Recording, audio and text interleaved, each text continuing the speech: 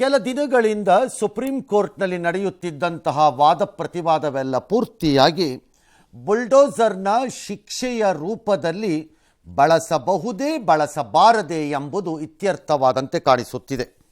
ಬಹುಮುಖ್ಯವಾಗಿ ಉತ್ತರ ಪ್ರದೇಶದ ಮುಖ್ಯಮಂತ್ರಿ ಯೋಗಿ ಆದಿತ್ಯನಾಥ್ ಅವರು ತಮ್ಮ ಮೊದಲನೆಯ ಅಧಿಕಾರಾವಧಿ, ಇದು ಎರಡನೆಯದು, ಅಲ್ಲೇ ಪ್ರಾರಂಭ ಮಾಡಿದ್ದಂತಹ ಈ ಒಂದು ಪ್ರಕ್ರಿಯೆ ಈಗ ಒಂದು ಸ್ಥಗಿತ ಅಥವಾ ಸರಿಯಾದ ದಾರಿಗೆ ವಾಪಸ್ಸು ಹೋಗಿ ನಡೆಯಬೇಕಾದ ಪರಿಸ್ಥಿತಿಯನ್ನು ತಲುಪಿದೆ.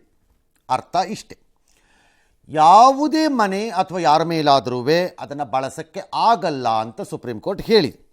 ಆರೋಪಿಯ ಕ್ರಿಮಿನಲ್ ಹಿನ್ನೆಲೆ ಪ್ರಸ್ತಾಪಿಸಿ ಅವರುಗಳ ಮನೆ ಮೇಲೆ ಅಥವಾ ಅವರ ಸಂಬಂಧಿಕರ ಮನೆ ಮೇಲೆ ಬುಲ್ಡೋಸರ್ ಹರಿಸುವುದು ಕಾನೂನು ಬಾಹಿರ ಮತ್ತು ಸಂವಿಧಾನಾತ್ಮಕವಲ್ಲ ಅಂತ ಸುಪ್ರೀಂ ಕೋರ್ಟ್ ಇವತ್ತು ತೀರ್ಪನ್ನು ಕೊಟ್ಟಿದೆ. ಆರೋಪಿಯ ತಪ್ಪು ಒಪ್ಪುಗಳನ್ನು ನಿರ್ಧಾರ ಮಾಡಬೇಕಾದ್ದು ನ್ಯಾಯಾಲಯ, ಅದನ್ನು ಅಧಿಕಾರಿಗಳು ನಿರ್ಧಾರ ಮಾಡಲಿಕ್ಕೆ ಆಗಲ್ಲ. ಅಧಿಕಾರಿಗಳು ನ್ಯಾಯಮೂರ್ತಿಗಳಾಗಲು ಸಾಧ್ಯವಿಲ್ಲ. ಹಾಗಾಗಿ ಇನ್ನು ಮುಂದೆ ಯಾವುದೇ ಆರೋಪಿಯ ಮನೆ ನೆಲಸಮ ಮಾಡುವಂತೆ ಇಲ್ಲ. ರಾಜ್ಯ ಸರ್ಕಾರಗಳು, ಸರ್ಕಾರಿ ಅಧಿಕಾರಿಗಳು ಕಾರ್ಯಾಂಗದ ಮಿತಿಯನ್ನು ಮೀರಿ ಕ್ರಮ ತೆಗೆದುಕೊಳ್ಳಬಾರದು ಎಂದು ನ್ಯಾಯಮೂರ್ತಿಗಳಾದ ಜಸ್ಟಿಸ್ BR ಗವಾಯ್ ಮತ್ತು KV ವಿಶ್ವನಾಥನ್ ಅವರಿದ್ದ ಪೀಠ ಹೇಳಿದೆ. ಕೋರ್ಟ್ ತೀರ್ಪನ್ನು ಉಲ್ಲಂಘಿಸಿದರೆ ಕಠಿಣ ಕ್ರಮದ ಎಚ್ಚರಿಕೆ ಇದೆ. ನಷ್ಟ ಪರಿಹಾರವನ್ನು ಅಧಿಕಾರಿಗಳಿಂದಲೇ ವಸೂಲಿ ಮಾಡಲಾಗುತ್ತೆ ಅಂತ ಹೇಳಿದ್ದಾರೆ. ಸುಪ್ರೀಂ ಕೋರ್ಟ್ ತೀರ್ಪನ್ನು ಸಹಜವಾಗಿ ಪಕ್ಷಗಳೆಲ್ಲ, ಪರ್ಟಿಕ್ಯುಲರ್ಲಿ ಸಮಾಜವಾದಿ ಪಕ್ಷ ಸ್ವಾಗತಿಸಿ ಬುಲ್ಡೋಸರ್ಗಳು ಗ್ಯಾರೇಜ್ ಸೇರತ್ವೆ ಅಂತ ಲೇವಡಿ ಆಡಿಕೊಂಡಿದ್ದಾರೆ. It's all right, it's a judgement. You have to see the pros and con. Pros and con ಏನಿಲ್ಲ. ಈಗ ಏನು ಹೇಳಿದೆ ಸುಪ್ರೀಂ ಕೋರ್ಟು? ಬುಲ್ಡೋಸರ್ ನ್ಯಾಯದಂಥ ಅಧಿಕಾರವನ್ನು ಸರ್ಕಾರ ಮನಸೋ ಇಚ್ಛೆ ಚಲಾಯಿಸುವಂತಿಲ್ಲ. ಐ ರಿಪೀಟ್, ಮನಸೋ ಇಚ್ಛೆ ಮಾಡುವಂತಿಲ್ಲ ಇದೆ. ಆಸ್ತಿಯನ್ನು ಒಂದು ವೇಳೆ ಆರೋಪಿ ಆಗಿದ್ದರೂ ವ್ಯಕ್ತಿಯಿಂದ ನಿರಂಕುಶವಾಗಿ ಕಸಿದುಕೊಳ್ಳಲು ಆಗಲ್ಲ. ಆತನಿಗೆ ಅಕ್ನಾಲೆಜ್ಮೆಂಟ್ ಡ್ಯೂ ಇರೋವಂಥ ಪೋಸ್ಟಲ್ಲೊಂದು ನೋಟಿಸನ್ನು ಕೊಡಲೇಬೇಕಾಗತ್ತೆ ನೀವು. ಒಂದು ವೇಳೆ ಅದು ಅಕ್ರಮವಾಗೋ ಒತ್ತುವರಿಯಾಗೋ ಕಟ್ಟಿದ್ದರೂ ಅಂತ ಹೇಳುತ್ತಿದ್ದಾರೆ. ಅಕ್ರಮ ಆಸ್ತಿ ಬಗ್ಗೆ ನ್ಯಾಯಾಂಗದ ಬದಲು ಕಾರ್ಯಾಂಗ ತೀರ್ಮಾನಕ್ಕೆ ಬರಲು ಸಾಧ್ಯವಿಲ್ಲ. ಅಂದರೆ ಈ ಜಾಗದಲ್ಲಿ ಕಟ್ಟಿರುವುದು ಅಕ್ರಮವೋ ಅಲ್ಲವೋ ಎಂಬುದನ್ನು ಅವರು ತೀರ್ಮಾನ ಮಾಡೋಕ್ಕೆ ಬರಲ್ಲ. ವ್ಯಕ್ತಿ ಮೇಲಿನ ಆರೋಪವನ್ನೇ ಕಾರಣ ಕೊಟ್ಟು ಸ್ಥಿರಾಸ್ತಿ ನಾಶ ಮಾಡೋಕ್ಕಾಗಲ್ಲ. ಮನೆ ನೆಲಸಮ ಮಾಡುವುದು ಆಶ್ರಯ ಅಂದರೆ ಸೂರಿನ ಹಕ್ಕಿನ ಉಲ್ಲಂಘನೆ ಆಗತ್ತೆ ಸಂವಿಧಾನದ ಪ್ರಕಾರ. ಆರೋಪಿ ಕೃತ್ಯಕ್ಕೆ ಸಂಬಂಧವಿರದ ಕುಟುಂಬದವರ ಆಸ್ತಿಗಳನ್ನು ನಾಶ ಮಾಡಲಿಕ್ಕೆ ಆಗಲ್ಲ. ಈ ಹಕ್ಕಿನಿಂದ ನಿರಪರಾಧಿಗಳನ್ನು ವಂಚಿಸಿದಂಗಾಗತ್ತೆ. ಉಲ್ಲಂಘಿಸಿದ್ರೆ ಪರಿಹಾರ ನೀವು ಕೊಡಬೇಕು. ನೆಲಸಮ ಆದೇಶ ನೀಡಿದಾಗ ಮೇಲ್ಮನವಿ ಹೋಗಲು ಅವಕಾಶ ಕೊಡಬೇಕು. ಶೋಕಾಸ್ ನೋಟಿಸ್ ಇಲ್ಲದೆ ಯಾವುದೇ ತೆರವು ಕಾರ್ಯ ಮಾಡುವಂತಿಲ್ಲ. ಕನಿಷ್ಠ 15 ದಿನಗಳ ನಂತರವಷ್ಟೇ ನೋಟಿಸ್ ನೀಡಿದ ಮೇಲೆ ತೆರವು ಮಾಡಬೇಕು. ಸರ್ಕಾರಿ ಆಸ್ತಿ, ರಸ್ತೆ, ಕೆರೆ, ರೈಲು ಮಾರ್ಗ ಒತ್ತುವರಿ ಆಗಿದ್ದರೆ ಈ ಆದೇಶ ಅನ್ವಯವಾಗಲ್ಲ ಅಂತ ಕೋರ್ಟು ಹೇಳಿದೆ. ಬಟ್ ಒಂದ್ಸಲ ಈ ಬೆಳವಣಿಗೆಗಳು ನೋಡಿದಾಗ ಅವಾಗಲೂ ಟೀಕೆಗೆ ಗುರಿಯಾಗಿತ್ತು. ಈ ರೀತಿಯಾಗಿ ಏಕಾಏಕಿ ಹಿಟ್ಲರ್ ರೀತಿಯಲ್ಲಿ ಧೋರಣೆ ಇದು, ಈ ಥರ ತಗೊಳಕ್ಕಾಗಲ್ಲ ದೇಶದಲ್ಲಿ ಅಂತ. ಟೆಕ್ನಿಕಲಿ ಸ್ಪೀಕಿಂಗ್ ಬಹು ಜನರಿಗೆ ಎಲ್ಲ ಪ್ರಕರಣಗಳಲ್ಲಿ ಅಲ್ಲದೆ ಇರ್ಬೋದು. ಯಾವನೊಬ್ಬ ರೇಪಿಸ್ಟು, ಒಬ್ಬ ರೌಡಿ, ಜನರಿಗೆ ಅವನು ಯಾವನೋ ಒಬ್ಬ ಅಲ್ಲಿ ಉತ್ತರ ಪ್ರದೇಶದಲ್ಲಿ ಒಬ್ಬ ಮಾಡ್ತಿದ್ದ ಅದೇ ಥರ ಎಲ್ಲರ ಆಸ್ತಿ ಎಲ್ಲ ಕಿತ್ಕೊಳ್ಳೋದು, ಗುಂಡೊಡಿತೀನಿ ಅನ್ನೋದು ಮಾಡೋದಿಲ್ಲ. ಅದಾದಾಗ ಜನ ಬಹು ಸಹಜವಾಗಿ ಅದನ್ನು ಸಂಭ್ರಮ ಪಟ್ಬಿಟ್ಟಿರ್ತಾರೆ. ಯಾಕಂದ್ರೆ ಸರಿಯಾಗಿ ಆಯಿತು ಅವನಿಗೆ ಪಾಠ, ಅವನಿಗೆ ಮನೆ ಕೆಡವಿದೆ ಕರೆಕ್ಟ್ ಅವನಿಗೆ ಅನ್ನೋ ಥರ. ಆದರೆ ಕಾನೂನಿನ ದೃಷ್ಟಿಯಿಂದ ಇವತ್ತು ನ್ಯಾಯಾಲಯ ಎಲ್ಲ ತೀರ್ಮಾನ ತಗೊಂಡಿದೆ. ಸಮಾಜದ ಭಾವನೆಗಳ ಆಧಾರದ ಮೇಲೆ ತಗೊಂಡಿಲ್ಲ, ಕಾನೂನಾತ್ಮಕವಾಗಿರೋ ಕಾನೂನು ಪ್ರಕಾರ ತಗೊಂಡಿದ್ದಾರೆ. ಸಮಾಜದ ಭಾವನೆ ಏನು ಬೇಕಾದ್ರೂ ಇರ್ಬೋದು. ಫಾರ್ ಎಕ್ಸಾಂಪಲ್, ಯಾರೋ ಒಬ್ಬ ಯಾವುದೋ ಒಂದು ಅಪ್ರಾಪ್ತ ವಯಸ್ಸಿನ ಮಗುನೋ ಅಥವಾ ಒಂದು ಹೆಣ್ಣುಮಗಳನ್ನು ರೇಪ್ ಕೀಪ್ ಮಾಡಿಬಿಟ್ಟ ಅಂದಾಗ, ಕೆಟ್ಟದಾಗಿ ನಡ್ಕೊಂಡ ಅಂತಂದಾಗ ಪೊಲೀಸ್ ತನಗೆ ಎಲ್ಲ ಒಂದು ಕಡೆ ಎನ್ಕೌಂಟರ್ ಮಾಡ್ಬಿಡು. ಎನ್ಕೌಂಟರ್ ಅಂದರೆ ಎನ್ಕೌಂಟರ್ ಅಲ್ಲ, ನಿಜವಾಗ್ಲೂ ತಪ್ಪಿಸ್ಕೊಳ್ಳೋಕೆ ಹೋದಾಗ ಗುಂಡ್ಗಿಂಡು ಹೊಡೆದ್ಬಿಟ್ರು ಅಂತ ಇಟ್ಕೊಳ್ಳೋಣ. ಎನ್ಕೌಂಟ್ರೇ ಆಗಬೇಕು ಅಂತಿಲ್ಲ. ಜನ ಅದನ್ನು ಸಂಭ್ರಮ ಪಟ್ಬಿಡ್ತಾರೆ ಕರೆಕ್ಟ್ ಮಾಡಿದ್ರು ಆ ಸಾವನ್ನ. ಯಾಕೆಂದ್ರೆ ಸರಿಯಾಗಿ ಮಾಡಿದ್ರು ಅವನಿಗೆ ಅಂತಾರೆ. ಒಂದು ವೇಳೆ ಮಾಡದೇ ಇದ್ರೆ ಪೊಲೀಸ್ನವರು ಜನ ಅದನ್ನು ಡಿಮಾಂಡ್ ಮಾಡ್ತಾರೆ, ಗುಂಡಿಡಿದು ಕೊಂದು ಬಿಡ್ಬೇಕು ಸರ್ ಇವ್ರನ್ನೆಲ್ಲ ಅಂತಾರೆ. ಬರುತ್ತೆ, ಹೌದು. ಬಟ್ ಅದು ಭಾವನೆಗಳನ್ನು ಆಧರಿಸಿದಂತಹ ನಿರ್ಣಯಗಳು, ಕಾನೂನು ಆಧರಿಸಿದ ನಿರ್ಣಯ ಅಲ್ಲ. ಹಾಗಾಗಿ ಒಂದು ಕಡೆ ಈ ಬುಲ್ಡೋಸರ್ ನ್ಯಾಯ 100ರಲ್ಲಿ 60 ಪ್ರಕರಣಗಳಲ್ಲಿ ಜನರಿಗೆ ಭಾವನೆಗಳ ಆಧಾರದಲ್ಲಿ ಸಂತೋಷ ತಂದಿರಬಹುದು, 40ರಲ್ಲಿ ತಂದಿಲ್ದೇನೂ ಇರ್ಬೋದು. ಈಗ ಅದಕ್ಕೆ ಒಂದು ಕಡಿವಾಣ ಬಂದಿದೆ. ಬಟ್ ಇದರಲ್ಲಿ ಮೂಲವಾಗಿ ಇನ್ನೊಂದು ಪ್ರಶ್ನೆ ಎದ್ದೇಳುತ್ತೆ ಸರ್. ಹಾಗಿದ್ದಾಗ ಇಲ್ಲಿ ಕಡಿವಾಣ ಸರ್ಕಾರಕ್ಕೇನೋ ಹಾಕ್ತಾ ಇದ್ದಾರೆ, ಬಟ್ ಸಾರ್ವಜನಿಕ ಆಸ್ತಿ ಪಾಸ್ತಿಯನ್ನು ಹಾಳು ಮಾಡುವಂತ ವಿಚಾರ ಇಲ್ಲ ಅವರು. ಸರ್ಕಾರಿ ಆಸ್ತಿ, ರಸ್ತೆ, ಕೆರೆ, ರೈಲು ಮಾರ್ಗ ಒತ್ತುವರಿ ಆಗಿದ್ರೆ ಈ ಆದೇಶ ಅನ್ವಯ ಆಗಲ್ಲ ಅಂತ ಹೇಳಿದ್ದಾರೆ. ಅಲ್ಲ, ಅದು ಅನ್ನೋಕ್ಕಾಗಲ್ಲ. ಈಗ ಕೆಲವು ಗಲಾಟೆಗಳಲ್ಲಿ ಇನ್ಯಾರ್ದೋ ಸಮಸ್ಯೆಗೋಸ್ಕರ ಇನ್ಯಾರ್ದೋ ಮನೆಗೆ ಕಲ್ಲು ಹೊಡೆದ್ರು, ಗ್ಲಾಸನ್ನು ಹೊಡೆದಾಕಿದ್ರು, ಆ ಮನೆಗೆ ಬೆಂಕಿ ಇಟ್ಟರು, ಇಂಥವೆಲ್ಲ ನಡೀತಾವಲ್ಲ ಸರ್. ಅಂಥವ್ರ ಮೇಲೆ ಕ್ರಮ ತೆಗೆದುಕೊಳ್ಬೇಕಾದ್ರೆ ಇದು ಅಪ್ಲೈ ಆಗಬೇಕು ಅಲ್ಲ? ಆಗಬೇಕು. ಇದ್ರದ್ದು ಎಕ್ಸ್ಟೆಂಡೆಡ್ ಆರ್ಗ್ಯುಮೆಂಟ್ ಅದಕ್ಕೂ ತರಬಹುದು, ಇನ್ನು ಮುಂದಕ್ಕೆ ಬೇಕಾದ್ರೆ ತರಬೇಕು. ಯಾಕೆ ತರಬಾರ್ದು? ಅಕ್ರಮವಾಗಿ ಒಂದು ಆಸ್ತಿಯನ್ನು ನೆಲಸಮ ಮಾಡಿದ್ದಕ್ಕೆ ಅಧಿಕಾರಿ ಜವಾಬ್ದಾರಿ ಆಗೋದಾದ್ರೆ, ಸಂಬಂಧವೇ ಇಲ್ಲದವರ ಮನೆಗೆ ಇನ್ಯಾವನೋ ಬಂದು ಬೆಂಕಿ ಹಾಕಿದ್ದಕ್ಕೆ ಅವನು ಜವಾಬ್ದಾರಿ ಆಗಬೇಕು, ಅದರಲ್ಲೇನು ಅನುಮಾನ ಇಲ್ಲ. ಬಟ್ ಅದು ಪ್ರಕರಣದ ರೂಪದಲ್ಲೇ ನಡೆಯಬೇಕು ಅಂತ ನ್ಯಾಯಾಲಯ ಹೇಳೋದು. ಅದಕ್ಕೊಂದು ನಿರ್ದಿಷ್ಟ ನಿಯಮಗಳನ್ನು ರೂಪಿಸಿಕೊಳ್ಳಲೇಬೇಕು ಅನ್ನೋದು ನಿರ್ಧಾರ ತಗೊಳ್ಳೋ ಕಾರಣ. ಇದು ಸರಳ ಮತ್ತು ಸರಿ. ಕೆಲವೊಮ್ಮೆ ರಾಜಕೀಯ ಕಾರಣನೋ ಅಥವಾ ದ್ವೇಷ ವೈಷಮ್ಯದ ಕಾರಣನೋ ಅಮಾಯಕರು ಸಿಕ್ಕಾಕೋಬೋದು ಇಂಥ ತೀರ್ಮಾನಗಳಲ್ಲಿ. ಕೆಲವೊಮ್ಮೆ ರಾಜಕೀಯ ಕಾರಣ ಇಲ್ಲದಿದ್ದರೂ ಅಧಿಕಾರಿಗಳ ಆಟಾಟೋಪದಲ್ಲಿ ಆಗ್ಬಿಡ್ಬೋದು. ಹಾಗಾಗಿ ನಿರಂಕುಶ ಅಧಿಕಾರ ಎಕ್ಸಿಕ್ಯೂಟಿವ್ನಲ್ಲಿ ಇರಕೂಡದು ಅನ್ನೋದೇ ಸಂವಿಧಾನದ ಮೂಲಭೂತ ಆಶಯ. ಅದೇ ಆಶಯ.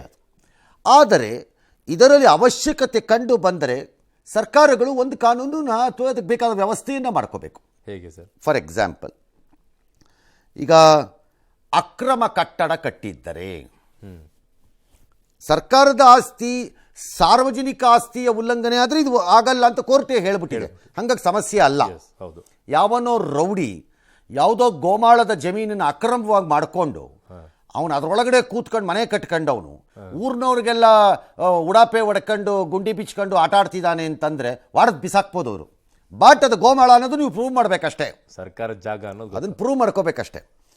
ಆದರೆ ಕೆಲವೊಮ್ಮೆ ಅಕ್ರಮವಾಗಿರೋದಿರ್ಬೋದು. ಯಾವುದೋ ಒಂದು ನಿರ್ದಿಷ್ಟ ಪ್ರದೇಶದಲ್ಲಿ ಇಲ್ಲಿ ನನ್ನನ್ನು ಬಂದು ಕೇಳೋನು ಅಂದ್ಬಿಟ್ಟು ಅವನು ಅಕ್ರಮವಾಗಿ ಮಾಡಬಾರ್ದೆಲ್ಲ ಮಾಡಿದರೆ ಆಗ ಇದು ಡೆಮಾಲಿಷನ್ಗೆ ಹೋಗಲ್ಲ, ನೋಟಿಸ್ಗೆ ಹೋಗುತ್ತೆ ಸುಪ್ರೀಂ ಕೋರ್ಟ್ ಪ್ರಕಾರ. ಬಟ್ ಈ ನೋಟಿಸೇನೆ ನಮ್ಮ ಭಾರತದ ನ್ಯಾಯಾಂಗ ವ್ಯವಸ್ಥೆಯನ್ನು ಬಳಸಿಕೊಂಡು ಅವನು ಪರಾರಿಯಾಗುವುದು, ಬಚಾವಾಗುವುದು, ತಪ್ಪಿಸಿಕೊಂಡು ಬಿಡುವುದಕ್ಕೆ ಅವಕಾಶ ಸಿಗಬಾರ್ದು. ಅದಕ್ಕೇನು ಅಂದರೆ, ನಾನು ಉತ್ತರ ಪ್ರದೇಶ ಸರ್ಕಾರ ಈ ಸದ್ಯಕ್ಕೆ ಪ್ರಶ್ನೆ ಅಲ್ಲಿರೋದ್ರಿಂದ may be they need to go for a quicker solution of a quicker justice ಆಗಬೇಕಿದ್ರಲ್ಲ ಹಂಗಾರೆ ಅಂತ ಹೇಳ್ಕೋಬಾರ್ದು. ಇಷ್ಟೇ ಅಂತ ಆಗ್ಬಿಟ್ರೆ ಅದು ಯಾವತ್ತೋ ಹೋಗ್ಬಿಡುತ್ತೆ, ಆಮೇಲೆ ಹಂಗೆ ಆಗಬಾರ್ದದು. ಅದಕ್ಕೆ ತಕ್ಕಂತೆ ಅವ್ರು ನ್ಯಾಯಾಂಗ ವ್ಯವಸ್ಥೆಯಲ್ಲಿ ಅದಕ್ಕೊಂದು ವಿಶೇಷವಾದಂಥ ನ್ಯಾಯಾಲಯ ವ್ಯವಸ್ಥೆನೋ, ಆ ನೋಟಿಸನ್ನು ಕೊಟ್ಟಾಗ ಅವನು ಅಪೀಲ್ ಬಂದರೆ ಅದನ್ನು ಇಮಿಡಿಯೇಟ್ಲಿ ಇತ್ಯರ್ಥ ಮಾಡುವ ರೀತಿಯಲ್ಲೋ, ಇನ್ಯಾವತ್ತೋ 16 ವರ್ಷ ಆದಮೇಲೆ ಇತ್ಯರ್ಥ ಮಾಡ್ಕೊಳ್ಳೋದಲ್ಲ, ಇಮಿಡಿಯೇಟ್ಲಿ ಇತ್ಯರ್ಥ ಮಾಡ್ಕೊಳ್ಳೋ ರೀತಿಯಲ್ಲೋ ವ್ಯವಸ್ಥೆಯನ್ನು ಅವರು ಕಲ್ಪಿಸಿಕೊಳ್ಬೇಕು.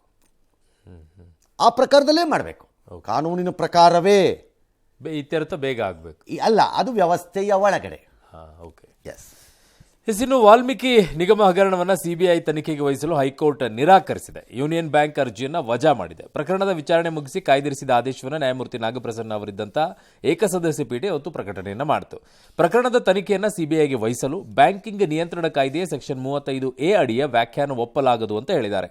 ಯೂನಿಯನ್ ಬ್ಯಾಂಕ್ ಮನವಿಯನ್ನು ಒಪ್ಪಿದ್ರೆ ಇನ್ನು ಮುಂದೆ ಪ್ರತಿಯೊಂದು ಬ್ಯಾಂಕ್ ಕೂಡ ತನಿಖೆಗೆ ಕೇಳಬಹುದು. ಹೀಗೆ ಮಾಡಿದಲ್ಲಿ ದೆಹಲಿ ಪೊಲೀಸ್ ಕಾಯ್ದೆ ಅನುಪಯುಕ್ತ ಆಗಲಿದೆ. ಹೀಗಾಗಿ ಸಿಬಿಐ ತನಿಖೆಗೆ ಪ್ರಕರಣವನ್ನು ವಹಿಸಲು ಸಾಧ್ಯವಿಲ್ಲ. ಎಸ್ಐಟಿಯ ತನಿಖೆ ನಡೆಸಲಿ ಅಂತ ಹೈಕೋರ್ಟ್ ಹೇಳಿದೆ. ಆದರೆ ಈಗಾಗಲೇ ದಾಖಲಾಗಿರುವ ಸಿಬಿಐ ಎಫ್ಐಆರ್ಗೆ ತಡೆ ಇಲ್ಲ ಅಂತಾನು ಸ್ಪಷ್ಟಪಡಿಸಿದೆ.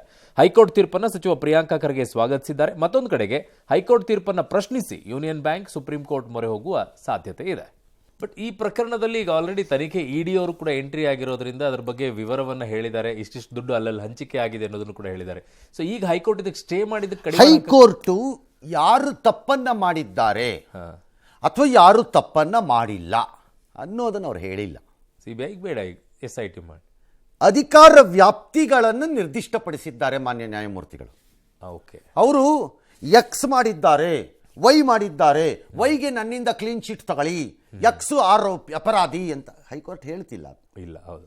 ಎಸೆನ್ಷಿಯಲಿ ಭಾರತದ ರಿಸರ್ವ್ ಬ್ಯಾಂಕ್ ಆಫ್ ಇಂಡಿಯಾ ಕಾನೂನಿನಲ್ಲಿ 50 ಕೋಟಿಯನ್ನು ಮೀರಿದ ಪ್ರಕರಣಗಳಲ್ಲಿ CBI ಮಧ್ಯಪ್ರವೇಶಿಸಬೇಕು ಅಂತ ಇದೆ ನಿಯಮದಲ್ಲಿ ಅಲ್ವಾ. ಅದಕ್ಕೆ ಅವರೇನು ಹೇಳಿದ್ದಾರೆ, ನಾವು ಇದರೊಳಗೆ ಎಂಟ್ರಿ ಕೊಡಲ್ಲ ಅಂತ ಹೇಳಿದ್ದಾರೆ. ಹಾಗಾಗಿ ಯೂನಿಯನ್ ಬ್ಯಾಂಕ್ಗೆ ತನ್ನ ಆಫೀಸರ್ಸಿನ ಮೇಲೇನೆ ಈ SIT ಎಂಬ ರಾಜ್ಯ ಸರ್ಕಾರದ ಪ್ರತಿನಿಧಿಯಂತೆ ಅವರಿಗೆ ಕಾಣಿಸಿದೆ, ಕಾಣಿಸಿರ್ಬೋದು SIT. ಹಾಗಾಗಿ ನಮ್ಮ ಅಧಿಕಾರಿಗಳ ಮೇಲೆ ತಿರುಗಿ ಬರ್ತಾ ಇದ್ದಾರೆ ಇವರು, we need to protect our officers ಅಂತ ಅವ್ರು ಕೋರ್ಟಿಗೆ ಬಂದರು. ಬಟ್ SITನವರು ಅವ್ರು ಚಾರ್ಜ್ ಶೀಟ್ಗೆ ಬಂದಾಗ, ಇದ್ರಲ್ಲಿ ಚಾರ್ಜ್ ಶೀಟ್ ಮಾಡಿಬಿಟ್ಟಿರೋದ್ರಿಂದ ಆರೋಪನ ಆಫೀಸರ್ಸನ್ನು ಬಿಟ್ಟುಬಿಟ್ಟಿದ್ದಾರೆ ಅವ್ರ ಕೈನ. ಇಲ್ಲ, ಹೌದು. ಹಾಗಾಗಿ ದೇ ಆರ್ ಪ್ರೊಟೆಕ್ಟೆಡ್ ಈಗ. ಯಾರು? Union bank. So union bank has nothing to lose ಇಲ್ಲಿಗ. Okay. So next question is ED. ED differential money laundering ವ್ಯವಹಾರದಲ್ಲಿ ತಲೆ ಹಾಕಿರೋದವರು.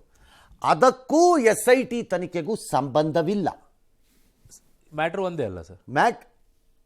ಪ್ರಕರಣ ಬೇರೆ, ಮಾರ್ಗ ಬೇರೆ. ಇದು ಮನಿ ಲಾಂಡ್ರಿಂಗ್, ಇದು ವಂಚನೆ, ದೋಖಾ 420 ಡ್ಯಾಶ್, ಅಲ್ಲಿ ಮನಿ ಲಾಂಡ್ರಿಂಗ್ ಇದೆ. ಹಾಗಾಗಿ ಅವರು ಚಾರ್ಜ್ ಶೀಟ್ ಆಗಿದೆ, ಅದರ ಪ್ರಕಾರದಲ್ಲಿ ಏನಿದೆಯೋ ಅದು ಮುಂದುವರಿಯತ್ತೆ. ಅದಕ್ಕೇನು ಸ್ಟೇ ಆಗಲ್ಲ, ಸ್ಟೇ ಅದು ಈ ಪ್ರಕರಣದಲ್ಲಿ ಆಗಲ್ಲ. ಈಗ ಆಗೋದೇ ಆಗಬೇಕಾಗಿದ್ದಿದ್ರೆ ದಿ ನ್ಯಾಯಮೂರ್ತಿಗಳು ಥರೋಲಿ ಅದನ್ನು ಇನ್ ಎ ಸ್ಪೆಸಿಫಿಕ್ ಟರ್ಮ್ಸ್ ಅಲ್ಲಿ ಡಿಸ್ಮಿಸ್ ಮಾಡಿರೋರು, ಹೇಳಿರೋರು ಅದಿಲ್ಲ. ಸೊ ಮೂರನೇದು, CBI ತನಿಖೆ ಮಾಡ್ಕೊಳ್ಳೋಕ್ಕೆ ಅವ್ರ ಮೂಲ FIR ಏನಿದೆ ಅವರ ಬಳಿ, ಅದರ ತನಿಖೆ ಮುಂದುವರಿಲಿ ಅಂತ. ಕಾರಣ CBI FIRನಲ್ಲಿ ಆಗಿರೋ ತನಿಖೆ ಆಫೀಸರ್ಸ್ ಮೇಲೆ, ಬ್ಯಾಂಕಲ್ಲಿ ಬ್ಯಾಂಕ್ ಆಫೀಸರ್, ಹೌದು, ಬ್ಯಾಂಕ್ ಆಫೀಸರ್ಸ್ ಮೇಲೆ. ಹಾಗಾಗಿ ಆ ತನಿಖೆ ಮುಂದುವರಿಬೋದು, ಅದರಲ್ಲಿ ಏನಿದೆ ಅಂತ ಕೋರ್ಟ್ ಹೇಳಿದೆ. ಸೊ ಅದಕ್ಕೆ ಸ್ಟೇ ಮಾಡೋಕ್ಕಂತೂ ಆಗಲ್ಲ. ಸೊ ಹಾಗಾಗಿ ಆ ತನಿಖೆ ಮುಂದುವರಿಯುತ್ತೆ ನ್ಯಾಯಾಲಯದ ಆದೇಶದ ಪ್ರಕಾರ. ಓಕೆ, ಇದಿಷ್ಟು ಕಾನೂನಾತ್ಮಕ ವಿಚಾರ. ಈಗ ರಾಜಕೀಯ ಅಥವಾ ಸಾರ್ವಜನಿಕ ಅರ್ಥ ಮಾಡಿಕೊಂಡಿರೋ ವಿಚಾರ. ರಾಜಕೀಯವಾಗೇನು ಸ್ವಾಗತಿಸ್ತಾ ಇದ್ದೀವಿ, ರಿಲೀಫ್.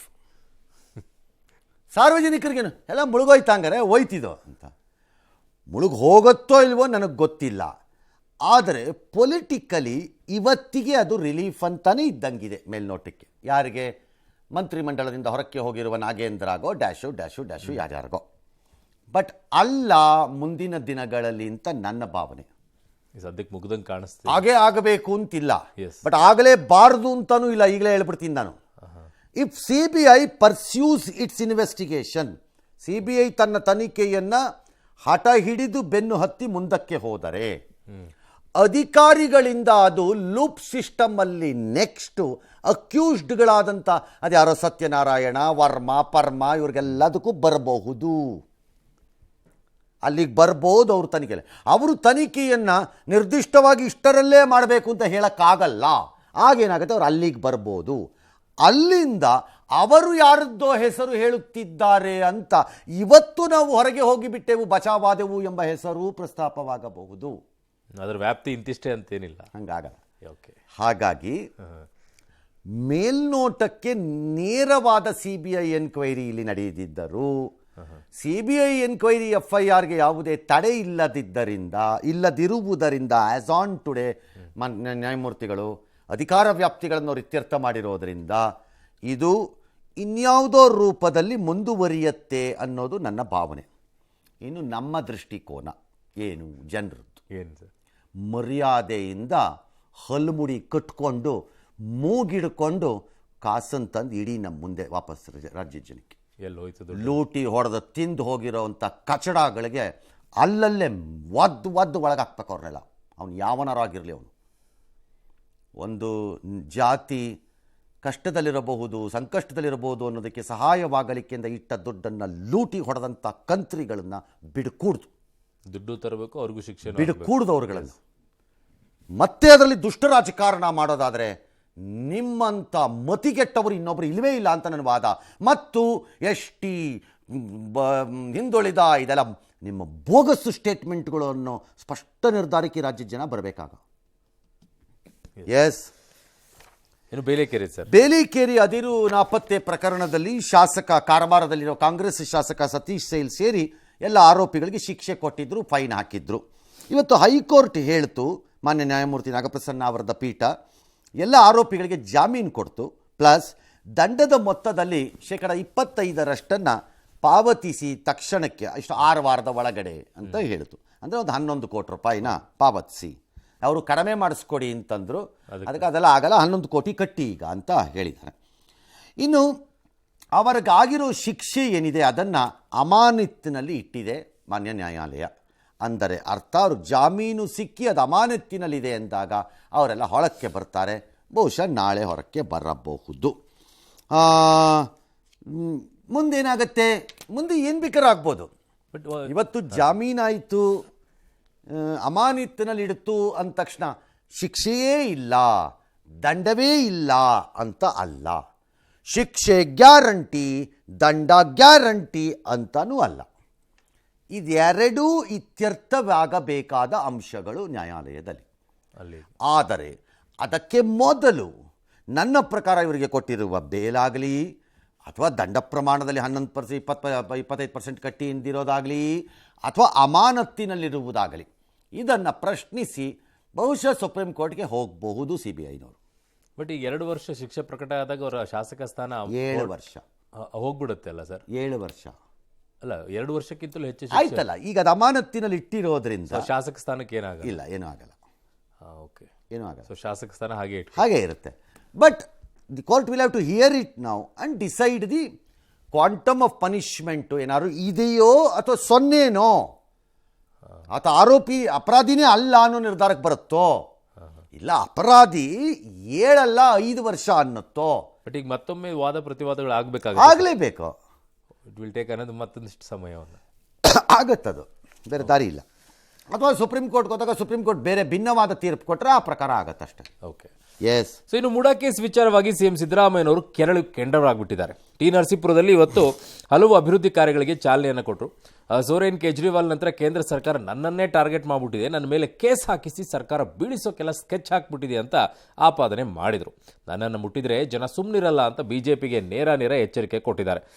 ಸಚಿವರಾದ ವೆಂಕಟೇಶ್ ಅವರು, ಮಹದೇವಪ್ಪ ಅವರು ಕೂಡ ಸಿಎಂ ಹೇಳಿದಂತೆಯೇ ಅವರು ತಲೆ ಅಲ್ಲಾಡಿಸಿದ್ದಾರೆ. MLC ಯತೀಂದ್ರ ಅವರಂತೂ ಕೆಲ ಕೋರ್ಟ್ಗಳ ಬಗ್ಗೆ ಮತ್ತದೇ ಗಂಭೀರ ಆಪಾದನೆಯನ್ನು ಮುಂದುವರೆಸಿದ್ದಾರೆ. ಇದೇ ಹೊತ್ತಲ್ಲಿ ಮುಡಾ ಹಗರಣ ತನಿಖೆ ಚುರುಕು ಪಡ್ಕೊಂಡಿದೆ. 2000ನೇ ಇಸ್ವಿಯಲ್ಲಿ ಮೈಸೂರು DC ಆಗಿದ್ದ ಈಗಿನ ರಾಯಚೂರು ಸಂಸದರಾದ ಕುಮಾರ್ ನಾಯಕರನ್ನ ಇಡೀ 6 ಗಂಟೆ ವಿಚಾರಣೆಗೆ ಒಳಪಡಿಸಿದೆ. ಇನ್ನು 14 ಸೈಟ್ ಹಂಚಿಕೆ ಸಂಬಂಧ ಸಿಎಂ ಸಿದ್ದರಾಮಯ್ಯನವರ ಖಾಸಗಿ ಆಪ್ತ ಸಹಾಯಕ CT ಕುಮಾರ್ನನ್ನ ಮೊನ್ನೆ ಇಡೀ ವಿಚಾರಣೆಗೆ ಒಳಪಡಿಸಿದ ಮಾಹಿತಿ ಈಗ ಆಚೆಗೆ ಬರ್ತಾ ಇದೆ. ಸಿಎಂ ಪತ್ನಿಯ ಪತ್ರಕ್ಕೆ CT ಕುಮಾರ್ ನಕಲಿ ಸಹಿ ಹಾಕಿರುವಂತ ಆರೋಪ ಸಂಬಂಧ ಪ್ರಶ್ನೆಯನ್ನ ಕೇಳಿದಾರಂತೆ. ಈ ಮಧ್ಯೆ ಸಿಎಂ ಪತ್ನಿ ಪ್ರಕರಣದಲ್ಲಿ ಬ್ಲಾಕ್ ಮೇಲ್ ಆರೋಪ ಸಂಬಂಧ ದೂರುದಾರ ಸ್ನೇಹಮಯಿ ಕೃಷ್ಣ ವಿರುದ್ಧ ಈಗ ದೇವರಾಜ ಠಾಣೆಯಲ್ಲಿ FIR ದಾಖಲಾಗಿದೆ.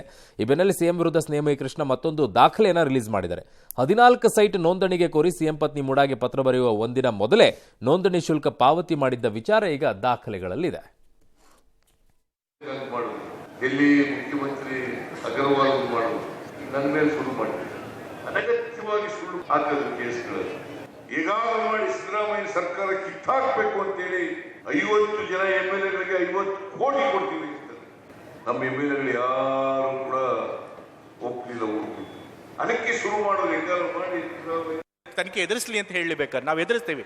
ಆದರೆ ಏನು ತನಿಖೆ ನಿಷ್ಪಕ್ಷಪಾತವಾಗಿ ನಡೀತಿಲ್ಲ. ತನಿಖೆ ನಡೆಸುವಂಥ ಎಲ್ಲ ಸಂಸ್ಥೆಗಳು, ED ಇರ್ಬೋದು, IT ಇರ್ಬೋದು, CBIಗಳು, ರಾಜ್ಯಪಾಲರ ಕಚೇರಿ ಕೂಡ ಇಂದ ಹಿಡಿದು ದುರದೃಷ್ಟವಶಾತ್ ಎಷ್ಟೊಂದು ಕೋರ್ಟ್ಗಳು ಕೂಡ ಇವತ್ತು ಕೇಂದ್ರ ಸರ್ಕಾರ ಹೇಳುವಂಥ ರೀತಿ ತೀರ್ಪುಗಳನ್ನು ಕೊಡುವಂಥ ಪರಿಸ್ಥಿತಿ ನಿರ್ಮಾಣ ಆಗ್ತಾ ಇದೆ. ವಿರೋಧ ಪಕ್ಷಗಳು ರಾಜಕೀಯ ಪಿತೂರಿ ಮುಖಾಂತರ ಸಿದ್ದರಾಮಯ್ಯನವರ ಮುಖಕ್ಕೆ ಬಸಿ ಬಡಿದು ಅವರ ನಾಯಕತ್ವವನ್ನು ಕೆಳಗಿಳಿಸಿ ವ್ಯಕ್ತಿತ್ವ ಸರ್ 136 ಸ್ಥಾನ ಇರುವಂತ ಸರ್ಕಾರ ಸಿದ್ದರಾಮಯ್ಯನವರು ಇದು ಪಿತೂರಿ, ಇದು ನನ್ನ ಹೆಸರಿಗೆ ನನಗೆ ಕೆಟ್ಟ ಹೆಸರನ್ನು ತರಲಿಕ್ಕೆ ನಡೆದಿರುವಂತಹದ್ದು, ನಾನು ಮಾಡಿಲ್ಲ.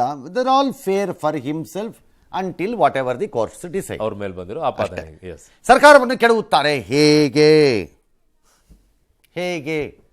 ಇವ್ರ ಮೇಲೆ ಆಪಾದನೆ ಮಾಡೋದಿದ್ರೆ ನಾಳೆ ಒಂದು ವೇಳೆ ಅಂತಹ ದುಸ್ಥಿತಿ ಸಿದ್ದರಾಮಯ್ಯನವರಿಗೆ ಬಂದರೆ ನಾ ಹೇಳ್ತಿರೋದು, ಯಾಕೆ ED ನೋಟಿಸ್ ಆಗತ್ತೆ, ಮತ್ತೊಂದಾಗ್ಬೋದು, ಆಗದೆ ಇರ್ಬೋದು, ಡ್ಯಾಶು ಎಲ್ಲ ಆಗಿ ಬಂದರೆ ಅವರನ್ನು ಅಧಿಕಾರದಿಂದ ಇಳಿಸಬೇಕು ಎಂಬ ನಿರ್ಧಾರಕ್ಕೆ ಬರಬೇಕಾಗಿರುವುದು BJPನೂ ಅಲ್ಲ, ಕರ್ನಾಟಕದ ಜನನೂ ಅಲ್ಲ, MLAಗಳು ಅಲ್ಲ, ಕಾಂಗ್ರೆಸ್ನ ಹೈಕಮಾಂಡ್. ಹೈಕಮಾಂಡ್. ಹೌದು. ಹಾಗಾಗಿ ಅವ್ರನ್ನ ಇಳಿಸಲಿಕ್ಕೆ ಆಗಲ್ಲ. ಕೇಜ್ರಿವಾಲ್ ಮತ್ತು ಸೋರೆನ್ ಉದಾಹರಣೆಗಳನ್ನು ಮಾನ್ಯ ಮುಖ್ಯಮಂತ್ರಿಗಳು ಕೊಟ್ಟಿದ್ದಾರೆ. ಅದೆರಡೂ ಕೇಸಲ್ಲಿ ಅವರು ಇಳಿದಿಲ್ಲ. ಹೌದು. ಯಾಕೆ ಇಳಿದಿದ್ದಾರೆ ಅಂತ ಹೇಳ್ತೀರಿ? ಕೇಜ್ರಿವಾಲ್ ಟೆಂಪರರಿಯಾಗಿ ಒಳಗಡೆ ಹೋಗಿ ಹೊರಕ್ಕೆ ಬಂದರು, ಆಮೇಲೆ ರಾಜೀನಾಮೆ ಕೊಟ್ಟರು ಅಷ್ಟೇ ಅವರು. ಅವ್ರದ್ದೇ ಕಾರಣಕ್ಕೆ. ಹೌದು. ಇನ್ನು ಸೋರೆನ್ ಒಳಗಡೆ ಹೋದ್ರು, ಹೊರಕ್ಕೆ ಬಂದರು, ಮತ್ತು ಅವರೇ CM ಆದರು. ಹಾಗಾಗಿ ಅವ್ರು ಇಳಿದಿಲ್ಲ. ಸರ್ಕಾರ ಏನು ಬೀಳಲಿಲ್ಲ. ಸರ್ಕಾರದ್ದಲ್ಲ ಇದು ಪ್ರಶ್ನೆ. ಆಮೇಲೆ ಡಾಕ್ಟ್ರು ಪದೇ ಪದೇ ಅದೇ ಹೇಳಿಕೆ. ಡಾಕ್ಟ್ರು ಕೋರ್ಟ್ಗಳ ಬಗ್ಗೆ ಹೇಳ್ತಿದ್ರಿ. ಕೋರ್ಟ್ ಬಗ್ಗೆ CBI, ED ಮತ್ತು IT ಅಥವಾ ರಾಜ್ಯಪಾಲರ ಆಫೀಸ್ ಎಲ್ಲ BJP ಏಜೆಂಟರಾಗಿದ್ದಾರೆ ಅಂತ ಹೇಳಿದ್ರೆ ಪೊಲಿಟಿಕಲಿ ಸಸ್ಟೈನಬಲ್. ಅದು ಪೊಲಿಟಿಕಲಿ ಅದನ್ನು ಹೌದ್ರಿ, ಅದು ನಡೀತಿರೋದೇ ಹಂಗೆ ನಾವು ಹೇಳ್ತಾ ಇದ್ದೀವಿ ಅಂತ ಅವ್ರು ಅನ್ಕೋಬೋದು ಬೇಕಾದ್ರೆ. ಬಟ್ ಪದೇ ಪದೇ ಡಾಕ್ಟ್ರು ನ್ಯಾಯಾಲಯನ ಒಳಗೆ ಎಳ್ಕೊಂಡು ಹೇಳ್ತಿದ್ದಾರೆ. ಅವ್ರಿಗೆ ಯಾರು ಹೇಳ್ಕೊಟ್ಟಿದ್ದಾರೋ ನನಗೆ ಗೊತ್ತಿಲ್ಲ. You are 100% getting into a zone of danger, ಅಷ್ಟು ಮಾತ್ರ ಹೇಳ್ತೀನಿ. ಯಾರು ಇದನ್ನು ನೋಟಿಸ್ ಮಾಡಿ ನಿಮ್ಗೊಂದು ನೋಟಿಸ್ ಸರ್ವ್ ಆದ್ರೀಗ ನ್ಯಾಯಾಲಯದ ಬಗ್ಗೆ ಹೇಳಿದ್ದೀರಿ, ಯಾವುದು ಅಂತ ಹೇಳಿ ಪರ್ಟಿಕ್ಯುಲರ್ ಕೇಳಿದರೆ you will be into trouble, ಅಷ್ಟು ಮಾತ್ರ ಹೇಳಬಲ್ಲೆ ನಾನು. ಕ್ಷಮೆ ಕೇಳಿ ಹಂಗೇ ಸವರ್ಕೊಂಡು ಒರೆಸ್ಕೊಂಡು ಆಚೆ ಬರಬೇಕಾದಂಥ ಪರಿಸ್ಥಿತಿ ಬರುತ್ತೆ. ಸುಮ್ಮನೆ ಗಾಯ ಮಾಡ್ಕೊಂಡು ಸುಮ್ಮನೆ ಮುಲಾಮ್ ಹಚ್ಕೋಬೇಕು ನಾನು ಅಂತ ಏನಾದ್ರು ಡಾಕ್ಟ್ರಿಗೆ ಆಸೆ ಇದ್ದರೆ ಹಚ್ಕೊಳ್ಳಿ, ನಿಮ್ಮ ಇಷ್ಟ. ನಾವೇನು ಮಾಡೋಕ್ಕಾಗತ್ತೆ ಅದಕ್ಕೆ? ಇರಲಾರ್ದು ಬಿಟ್ಕೊಳ್ಳೋ. But it's not the question of CBI and ED.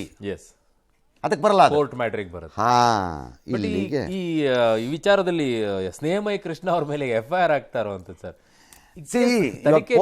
Police ಸ್ಟೇಷನಲ್ಲಿ ಹೆಂಗಿದೆ, ಯಾರು ದೂರು ಕೊಟ್ಟರು ನಾನು FIR ಹಾಕ್ಬಿಡ್ತೀನಿ ಅಂತ. ಈಗ ಬ್ಲ್ಯಾಕ್ ಮೇಲ್ ಅಂತೀರಿ, ಏನು ಬ್ಲ್ಯಾಕ್ ಮೇಲ್ ಅಂತ ದೂರುದಾರರು ನಾಳೆ ಹೇಳಬೇಕಲ್ಲ.